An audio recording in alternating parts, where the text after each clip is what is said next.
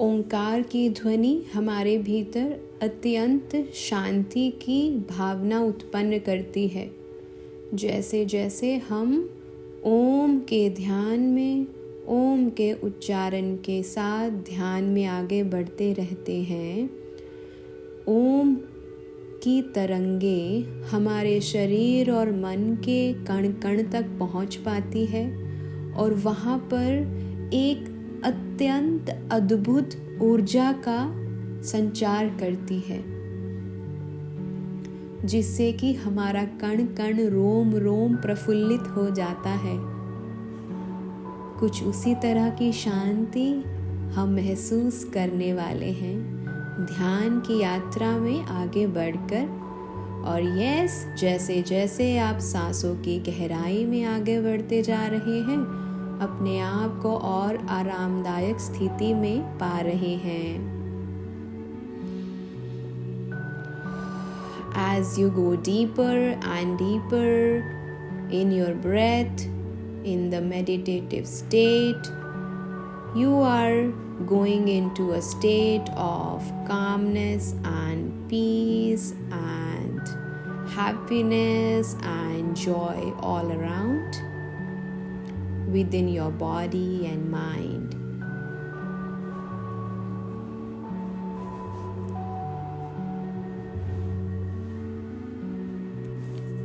हम सभी शिव जी की उपासना करते हैं, भोलेनाथ को याद करते हैं, शिवलिंग पर जल चढ़ाते हैं, उस अत्यंत सर्वोपरि ऊर्जा का आह्वान करते हैं, बहुत कुछ करते हैं। शिव जी को प्रसन्न करने के लिए, अपने जीवन में अत्यंत प्रसन्नता को बुलाने के लिए शिव जी और गौरी माँ की उपासना करते हैं। पर क्या कभी आपने ये सोचा है कि वह शिव तत्व हमारे भीतर ही विद्यमान है? हमने कभी अपने भीतर झांका ही नहीं कि वह शिव तत्व, वह परमात्म तत्व हमारे भीतर, हमारे दिल में विद्यमान है। हम जब चाहें उस शिव तत्व को बुला सकते हैं, उनसे हेल्प ले सकते हैं। हमें कहीं जाने की आवश्यकता नहीं है।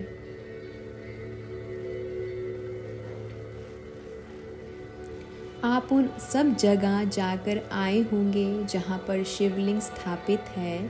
वहाँ की ऊर्जा अत्यंत परोपकारी और हाई इंटेंसिटी की होती है, पर कहीं न कहीं वो ऊर्जा हमें अपने भीतर के शिव तत्व से जोड़ने में ही सहायक होती है।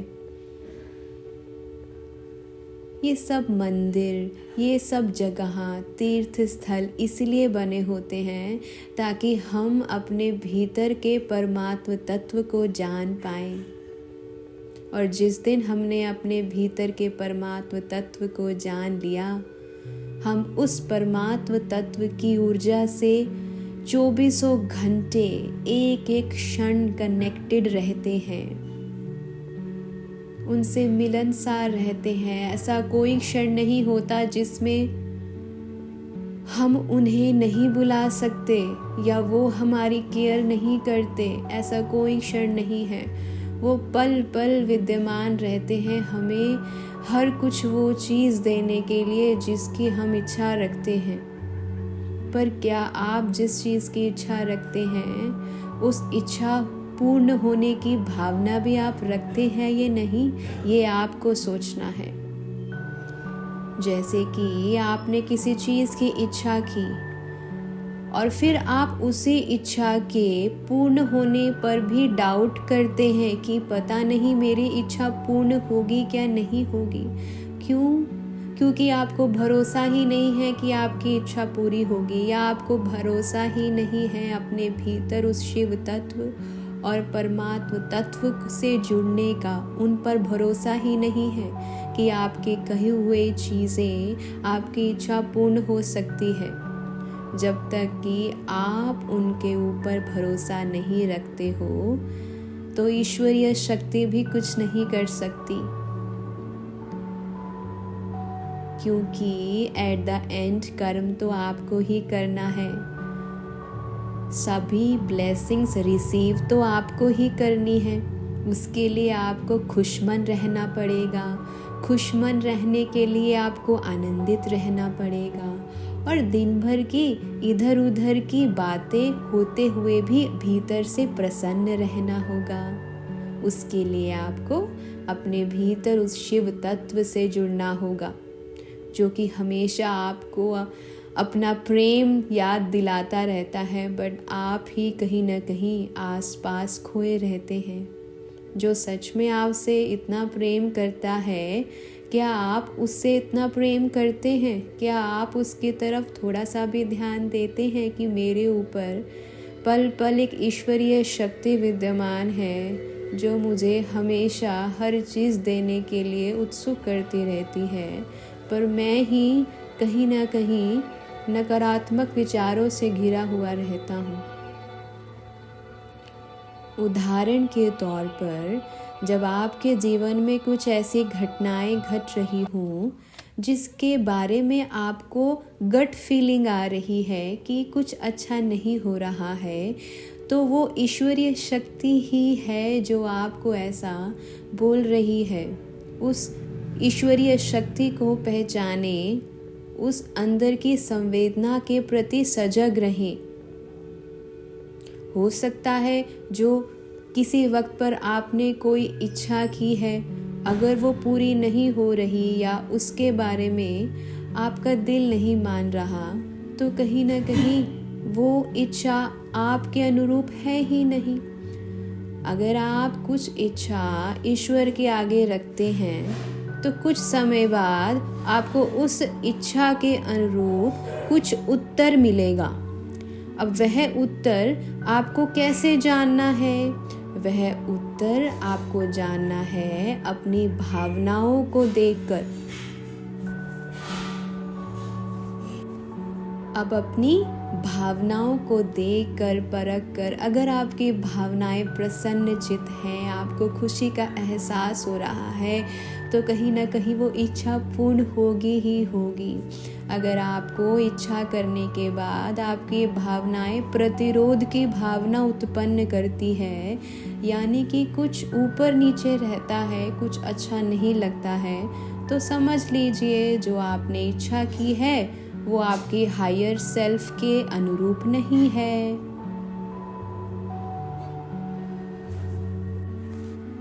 अब इस क्षण आप उस परमात्म तत्व से जुड़े हुए हैं। क्या आपको इस चीज़ का आभास है कि अगर आप मेरी आवाज़ सुन रहे हैं और मेरी आवाज़ से अपने आप को जोड़ पा रहे हैं, एक एक शब्द मेरी लाइन का आपको सजगता पूर्ण सुन रहा है, तो समझ लीजिए कि ईश्वरीय शक्ति आपके आसपास विद्यमान है, वे आपको सुन रही हैं। दिल से आपके भीतर जो भी इच्छा है उनके सामने मन ही मन बोल दीजिए। मन ही मन बोलें आपको क्या चाहिए, वो बैठे हैं आपको तथास्तु देने के लिए। यही वक्त है बड़े प्यार से, धीरज से अपनी फेवरेट चीज़ जो भी आपके जहन में अभी आपको सबसे ज़्यादा ज़रूरत है और वो आप सच में चाहते हैं कि आपके जीवन में हो जाए, उसकी आप अनुभूति करेंगे कि जैसे वो इच्छा पूर्ण हो रही है।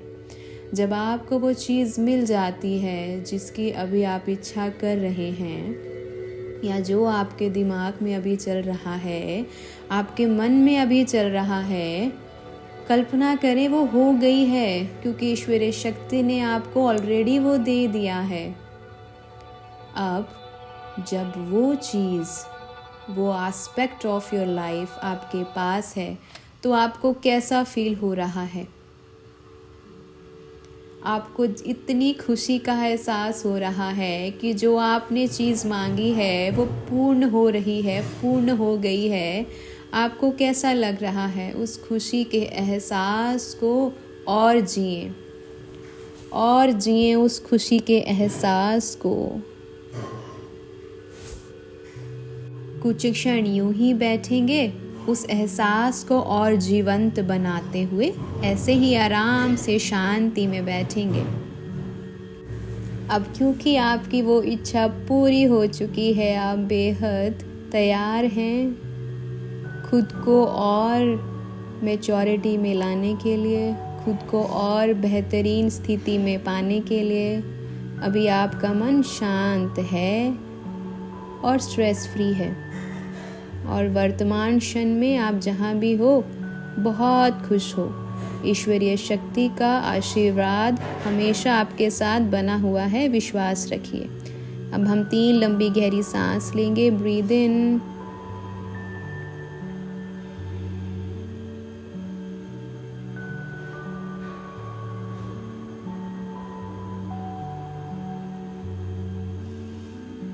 आप उस आशीर्वाद को, ईश्वरीय शक्ति को अपने आसपास महसूस कर पा रहे हैं। You are so much blessed, you are so much blessed. भीतर से धन्यवाद प्रकट करेंगे उस शिव तत्व का, उस परम तत्व का, जिन्होंने आपको आपकी इच्छा दी है, पूर्ण होने का आशीर्वाद दिया है। Take a deep breath in and breathe out. हम यही प्रार्थना करते हैं कि सभी जगत के लोग सुखी रहें, उन्हें खाने पीने को हमेशा मिलता रहे। लोका समस्ता सुखिनो भवन्तु, लोका समस्ता सुखिनो भवन्तु, लोका समस्ता सुखिनो भवन्तु। ओम शांति शांति शांति। धीरे से अपने हाथों की हथेलियों को हिलाएं, रगड़ेंगे आपस में। Put them on your eyes, feel the warmth. धीरे धीरे सजगतापूर्ण आप अपनी आंखें खोल सकते हैं।